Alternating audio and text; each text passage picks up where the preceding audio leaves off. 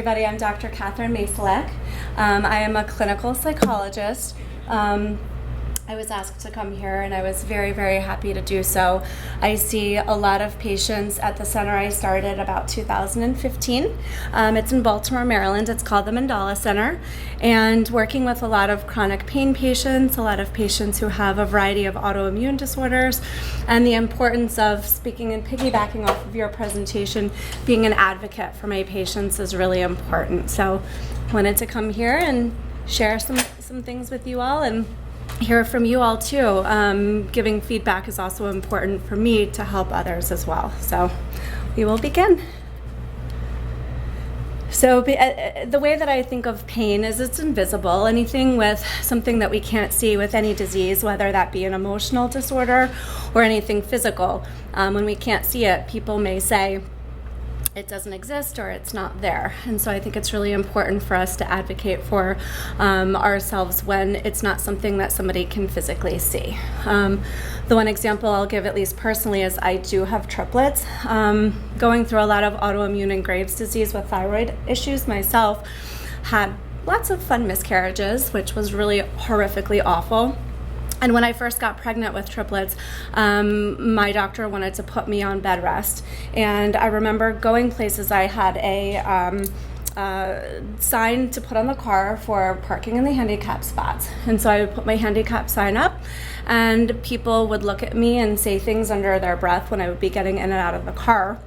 Couldn't see that I was pregnant, had no clue what was going on with me or my health, and thinking about it was invisible. They didn't know what was going on with me, and I would hear all sorts of criticism and feedback, like, what's wrong with you? Why did you steal your grandfather's car to park there? So, that really made me think about what it would be like also if this was something ongoing and that I would have to manage the rest of my life. So the invisible pain, I think, is something that's extremely important to think about too. So I don't know if you all have seen this video, but some people have. I'm gonna see can you see if we can maybe click on it? That will start it. If not, I can tell you what it.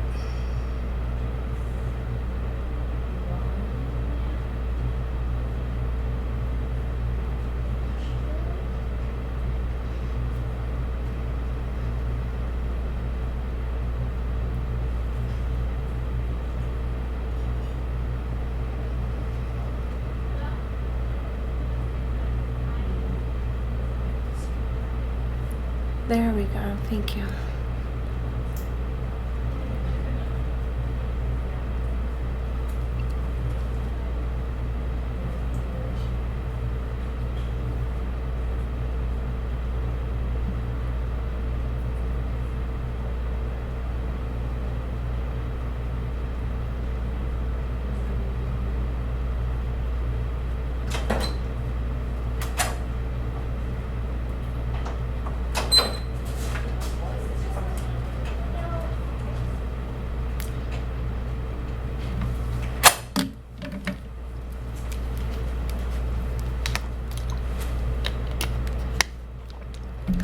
We could always read it. If we can't figure it out, it's okay. I was trying to describe what I was doing to my kids, and they're 5. Like I said, triplets are 5, and my son is 8. And the best way to describe it was to show them this. So if for others that either haven't been diagnosed with a condition or don't know what it's like, this has been something that I'll show family members and friends to try to help them understand what it would be like to experience this every day. So this is a really great video if we aren't able to necessarily watch it and listen to them. You can always find it on YouTube, and I think I got it on mighty.com or .org. But again, all of the individuals in the video are just explaining what it's like for them to experience some of their symptoms on a daily basis. And obviously they're painting the parts of their body where they experience the pain, so that in the video and then others would be able to see what it would be like since they're not able to visually see it. So that's the kind of crux of the video, so we can read as we go along.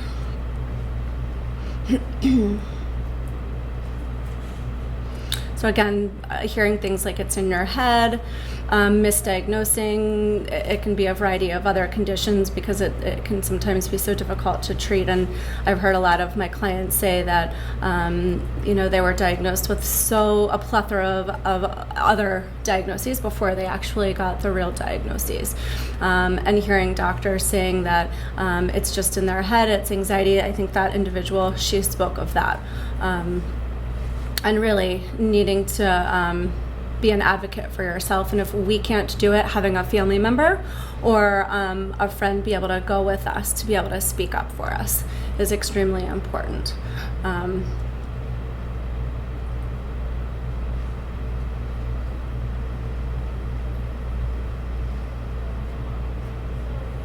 then, of course, all of the secondary things that can come from it as well, which is what they're describing now here. And, of course, every day is different. Some days may be better than others. And I think it's also, I'll let this finish. It's just about done.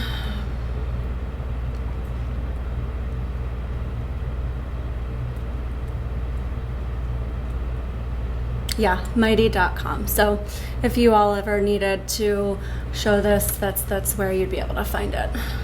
Thank you. I would not have been able to do that without you.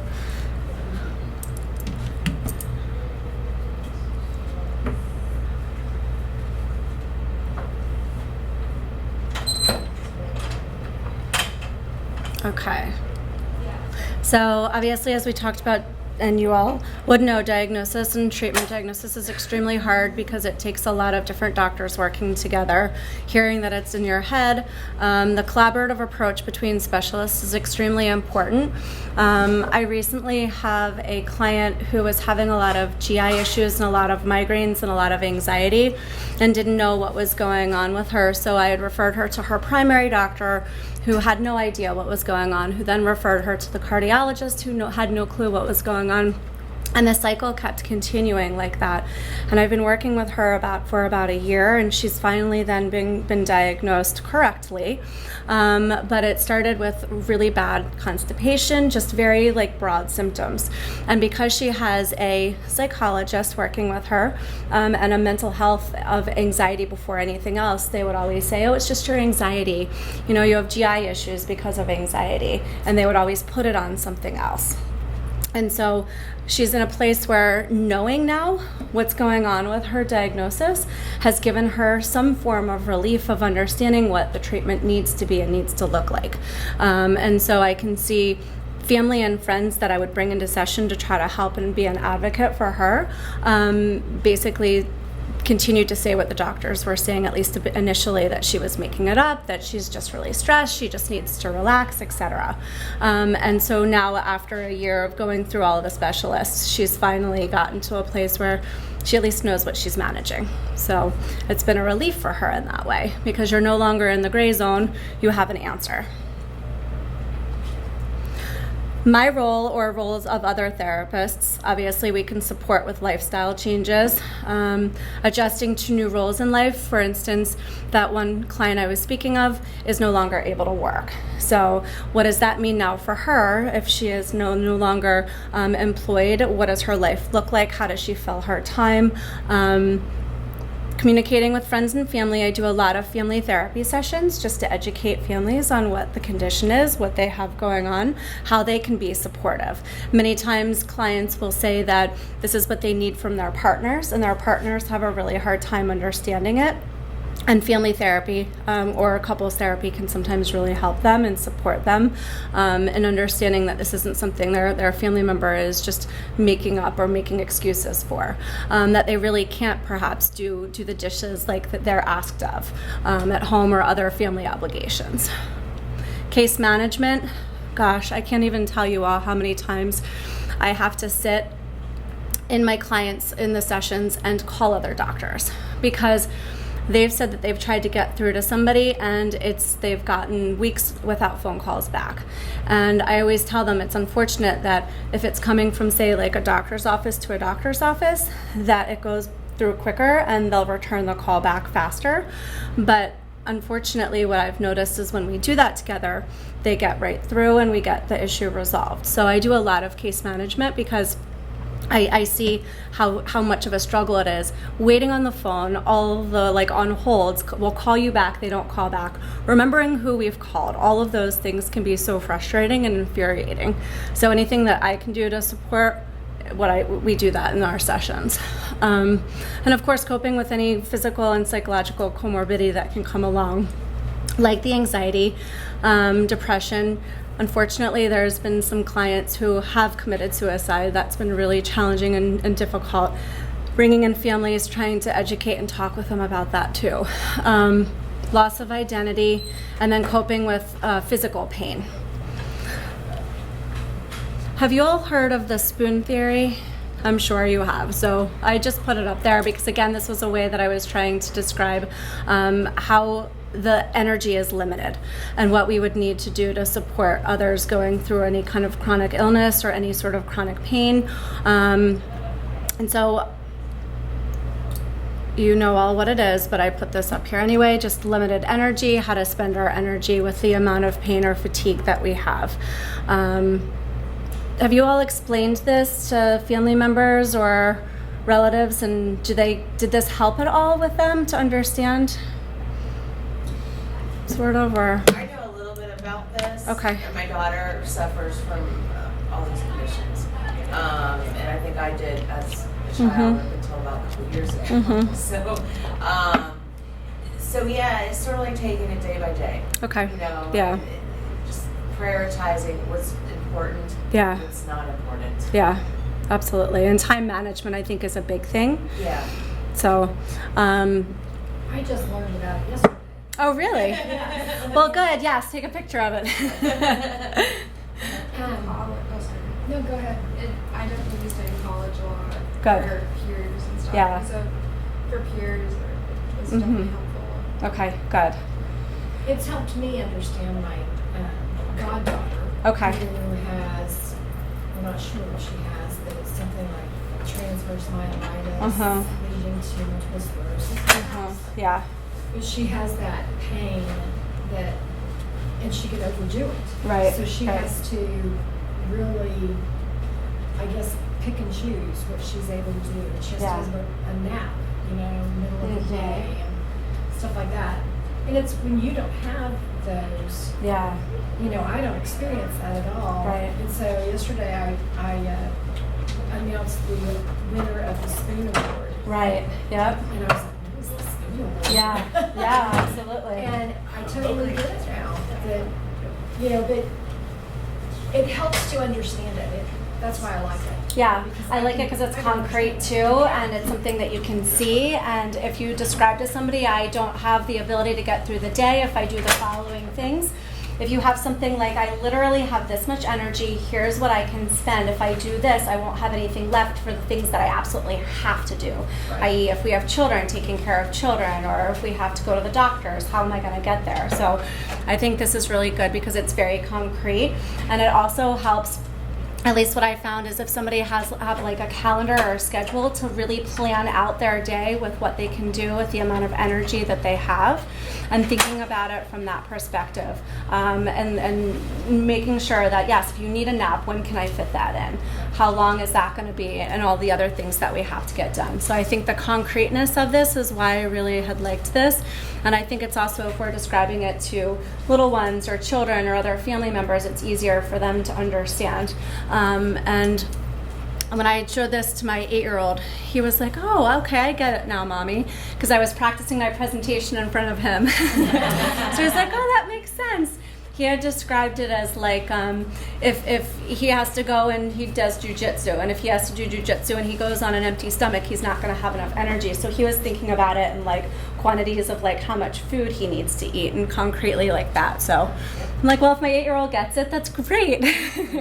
It's a good, useful tool to have. So, so using our voice with doctors, I think it's so important that we take an active role in our care, that if we're passive, we're less likely to get well. The ideal doctor-patient relationship is a meeting of 2 experts. We are the experts of our bodies and our symptoms, and we know what we've experienced and what we've gone through. The doctor does have the medical expertise, but without understanding it in the context of what our clients are going through, then it's not going to be as meaningful. I have a lot of people who I work with who don't feel comfortable with our primary care doctor. They don't feel like they can talk with them. They tell me more things and more of their physical symptoms being a psychologist than they'll tell their primary doctor. And I cannot help them with those things. So then what I usually do is say, would it be okay if we call them together, at least left a message for your primary doctor to let them know these things are going on, so that when you get back in there, you can have this discussion with them. I do a lot of, like I said, with the case management, a lot of it has to do with calling doctors to try to disclose and support what has been said to me so that the doctor will actually hear them. I know, unfortunately, with our healthcare industry, many times the visits are cut so extremely short that the things that we would want to talk about, we either don't remember, we feel rushed, we don't feel like the doctor is looking at us or listening to us. And I, unfortunately, using electronic medical records, you may stare at the screen and not make eye contact with our clients or patients. So I think being an advocate and having our own voice is a really important thing. So talking to the doctor, it's a very simple ABC approach. Ask questions, clarify, put things in layman's terms. I think all of us have had and heard somebody speaking to us and going over our heads, not understanding what terms they're using. I'm sure utilizing it all day long, it makes sense to them, but maybe not to us as patients. Be prepared. We usually at least have 3 concerns in our doctor's visit, so I always recommend to write questions down beforehand, and asking important questions at the very start of the visit, not at the very end. A lot of times, whether it's my own clients or going to the doctor myself or going with family, we may be really anxious about talking about a certain symptom or a certain thing that's going on with us. And at the very end of the session, when there's not much time, we finally get the courage to bring it up. But the doctor usually says that they don't have time to manage that at that point. Either come back, we'll schedule another appointment. That's more time out of our schedule. It's more energy utilized. And so I always say, if we can, to ask the most important thing at the very beginning and try not to wait towards the end. And then communicate concerns. There's lots of things and barriers to treatment. Financials are an issue. Say, for instance, we have Medicare and we don't have coverage for the other 20%. How am I going to pay for that? Although I need to continue to get care, there are some things that can keep us from treatment. And so I always say bring those things up to the doctors too, because they may have some supports and other resources that we're not aware of. So again, we're the experts of our own body. Seeking second opinions, I think, is extremely important. As I had shared in going through my own infertility issues, I had gone to one doctor and they wanted to do one route of treatment that I disagreed with, and continue to tell them I didn't think going right to IVF was my solution. I wanted other options, and they weren't listening to me. So I ended up doing my own research on other doctors and leaving. And thankfully, because I did that, the doctor that I ended up working with was able to afford us to have our children. So I think if I had not trusted my instinct that that wasn't the right doctor, I wouldn't have gotten the right diagnosis to get the outcome that I was really hoping for my family. So I share that with my clients too, to let them know that the doctor is the expert in some ways, but if it's not a good fit, if you don't feel comfortable with that person, you don't feel like you can communicate with them, you don't feel like they're listening to you, then you have every right to go and find somebody else to speak with. So questions and answers. I loved this quote. Be strong enough to stand alone, smart enough to know when we need help, and brave enough to ask for it. Again, I think when we go through something, any sort of illness or disease or diagnosis, we can feel very isolated. We can feel very alone in it. It's hard to feel like others understand what we're going through. And so I think connecting as much as we can to others, having support groups, whether that's online blogs or reaching out to the community. That's why I think something like this is so amazing, because it brings people together who have similar experiences, similar diagnoses, similar life events, that we don't feel like we're alone in it. So I wanted to just open up to any questions or any things that you all had at this point in time, so I'm not just staring at the screen. Any questions? Yes. When you talk about finding a second opinion, like when you go to see them, do you tell them, I'm here because I want to get a second opinion? Or do you basically like disregard the first visit and come in and say, I have this issue, what do you suggest, or how do you navigate that? I think it depends. I think sometimes somebody hearing a second opinion, then that doctor, they could perhaps feel that you're doctor shopping or having a bad connotation for what that means. I always think it's really important, though, that whatever you didn't feel comfortable with the first doctor, that's shared with this one. And so in my example, I did say that they wanted to do something very extreme that I didn't feel like was necessary. And the reason I'm here is to explore other options. And so that was really helpful for that doctor to understand where I was coming from, what I was looking for. And that ended up helping out a lot. I think if I hadn't shared that with them, that they may have gone a different route. I also think if you share that with a doctor and you feel some resistance or some shift in the room, that might not be the doctor for you either. So if they're not open enough to understand that you're here for help, you didn't get it somewhere else, that you really want to explore that with them. And if they're not open to that, then get a third opinion. Yeah. Or 10th, or however many it is. Absolutely. And I think that's why the rapport, the communication, the ability to relate and connect is one of the most important things, whether it be in a room where I'm giving psychotherapy or it's a medical doctor or whomever we're speaking with. Again, it's the relationship and the rapport that allows us to be open enough to share the information that we need to share to get either the diagnosis or the treatment that's most effective. Anybody else?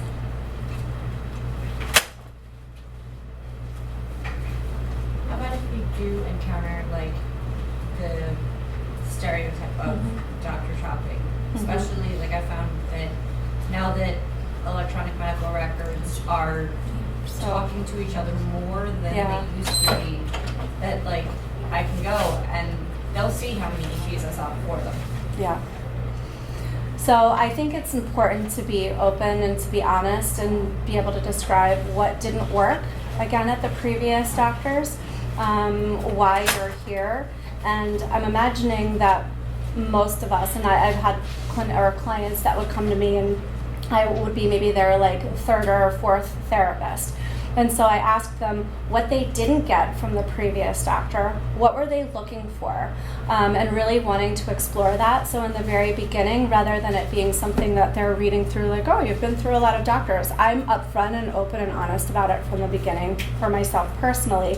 And then if I have a patient that's coming into my office who has had a lot of doctors, I would ask them, there was a reason that you left. Can you tell me and talk a little bit more about what that was and why that was? Because again, nobody wants to have to change doctors. Nobody wants to have to start that relationship over again. And so I think it's important, again, to understand that. And again, be open and honest. And if that's a doctor who stereotypes you in that way, that's not your doctor.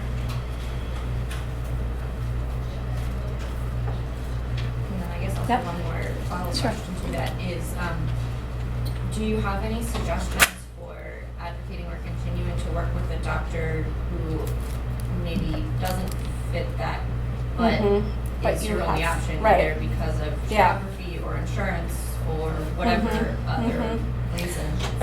I would say if you have somebody that you can bring with you, family member, a friend, or if there's anybody else involved in your care, i.e. if there is a therapist or a case manager or somebody that can advocate for you. Even within that doctor's office, sometimes we make better connections with somebody like a PA or a nurse practitioner that's there. And so again, if you have to work with that individual, I would bring somebody with you and then see who else within the office you feel comfortable sharing and speaking of. And so maybe that person can be a go-between as well. Yeah, I think that's the main thing is that there's a lot of people out there that are not knowledgeable and dismiss you. Yeah, absolutely. You know, my child has a pediatrician from since she was born. She's 13, and I go in there and I advocate and I say, hey, she has these conditions, and he's like, okay. Yeah. I'm like, no. Yeah. That's take me serious. We stopped seeing pediatricians about 13 for me. Yeah. I mean, she goes to other specialists, and from what I've seen from other specialists as well, Children's Hospital, oh, you can grow out of POTS. No, no. Yeah. You Yeah. can't. Well, unless you have have underlying always, other things that are not going to Yeah. be absolved. Yeah. It's You know. not as Yeah. common as some doctors want to think it is. Right, but exactly. can Yeah. or go into a remission. Yeah, Right. yeah. Yeah, I absolutely. might be a proven fact, but Yeah. I'll research myself later. Yeah. Yeah, I've had it for 10 years, no remission here. Yeah, no. Yeah. Again, I think sometimes that's why people may then not have like that one primary doctor, and then you'll find more and more people going into like the specialists. And so I don't know the last time I went to a primary doctor, but for my heart stuff, I'll go to my cardiologist. For my endocrinology, I'll go to my endocrinologist. And I kind of skip the primary doctor, and they're always like, "Oh, do you want me to send the records to them?" I'm like, "Nah, there's no point. I'll just go see you." Have a hub to that wheel. I guess maybe I listen to other people and like, you're scared of your primary. My primary is my hub. Without him, I'd literally Right. be dead. And that's a So- hub is important. And so what I think when I've seen that happening, then that means that we need to find a new hub and find a new primary Everything person. goes to him. Yeah. Yeah, I feel sorry for you. Wouldn't it also be important to make sure that you have all your records? Oh, absolutely. So that, like that's always what I do is if I have any Yes. testing done or anything like that, I make sure that Request. they get me a copy. I don't care if they get the other doctor's Uh-huh. copy. I'm the one who wants So that it. you're So I a can take it yes, or and whatever. we all own our medical records, and so absolutely it's so important to request that, because there are many times where if for whatever reason you need them down the line and later, there are certain mandates and legal requirements to keep medical records for a certain amount of time, and after that they're into the ethos and disappeared. And yes, it's extremely important to do that. So when you, sorry, No. so when you said as far as it's in the ethos, so with all these new, portals with, Privia and all that. Right. I mean, I know that there's 4. I wish they'd all be integrated, which is part of Backpack Health, which they're expanding stuff, but Right. so that can all be put in there, Yeah. and then you can do that, and I'm not sure, so. There's positive and negatives to Right. them all being integrated. though. Exactly. Yeah. Because then Yeah. everybody can see Yes. everything else. Yeah, I mean, at least what I know of behavioral health records, when I worked at Union Memorial Hospital, I could see the records of all the other doctors, but they could not see mine because they're super much more protected under HIPAA, and there's a lot of more regulations with behavioral health records. I think a lot of times to protect us as patients from thinking other doctors looking like, oh, it's just psychiatric, it's just mental, and we're not going to take this seriously. So I think that's one of the big reasons that they do that. But in general, before we had medical records that were electronic and paper records where doctors would just keep them in files, they kind of would get shredded after a certain 10 years. Seven, and it depends if you're 21 or less, then you have to keep them X number of years thereafter you're an adult. But I have a really good friend who's going through some medical issues, and he's going back to find his records, and this would have been 12, 13 years ago. Nobody has any records on him at all, and so he is beyond frustrated. Now he's digging through his basement to see what he kept and where they may be located, and like pulling his hair out, even though he has no hair, to try to find some stuff on him so he can kind of piecemeal things together himself. So keeping your medical records yourself is 100% something I would recommend. I save them even from the portal. Yeah, absolutely. In keeping your medical records, the one thing I tend to keep, because many of us go through so many years of it's in your head, don't you Right. think it's stress? Or you're depressed because, I was born with CP, so I've always been, disabled. Oh, it's stress. Well, when I started showing the pot symptoms, my neurologist sent me to psych. It's like, there's nothing Right. wrong with you Right. mentally. And then Yeah. another one sent me for a neuropsych. And so now I have one of those every 4 years. And I find myself, anytime I go to a new doctor or anytime I have to go to the emergency room, wanting that paperwork with me so that if they say it's in your head, You can show I can them. pull them out and go, boom, no, it's not. I actually, Been there, done that. I recommend that too, because many times, unfortunately, that will happen. And I have had clients who genuinely do say have an anxiety disorder, but they go in for something totally separate from that, and they're still not treated for the physical. Because, yeah. Well, it looks like I need to be wrapping up. I really appreciate you guys. Thank you so much for being here and for listening. And I'll be wandering around today. I have one more presentation this afternoon. So if you have any other questions, come find me. Please see her other presentation. It's going to be awesome in the other room. Thank you. Thank you. everybody.